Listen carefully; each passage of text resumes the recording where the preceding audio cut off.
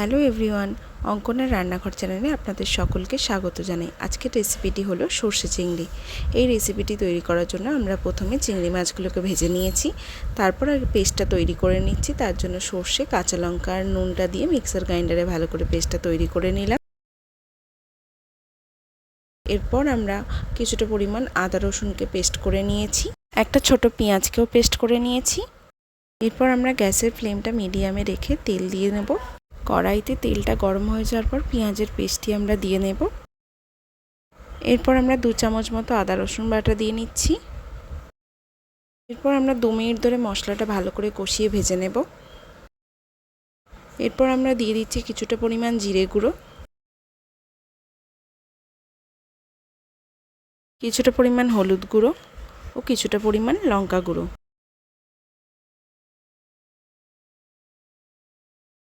এবং আমরা দিয়ে দিচ্ছি কিছুটা পরিমাণ নুন। দিয়ে আমরা 1 মিনিট মতো ভালো করে রান্না করে নিলাম। পর দিয়ে দিচ্ছি আগে থেকে যে তৈরি করে রাখা লঙ্কা আর সর্ষের পেস্টটি ছিল সেটি।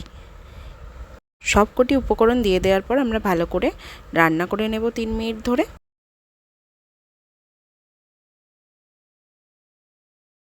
এরপর আমরা কিছুটা পরিমাণ ধনেপাতা দিয়ে দেবো এর মধ্যে। এরপর আমরা সবকটা উপকরণ ভালো করে মিশিয়ে নেব এবং 1 মিনিট চাপা দিয়ে রেখে রান্না করে নেব।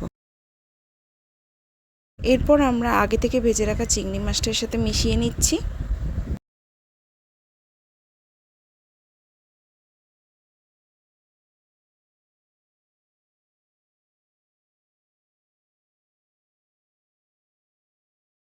এরপর আমরা উপর থেকে দিয়ে দিচ্ছি কিছুটা পরিমাণ গরম মশলা গুঁড়ো, দিয়ে ভালো করে রান্নাটা মিশিয়ে নিলাম।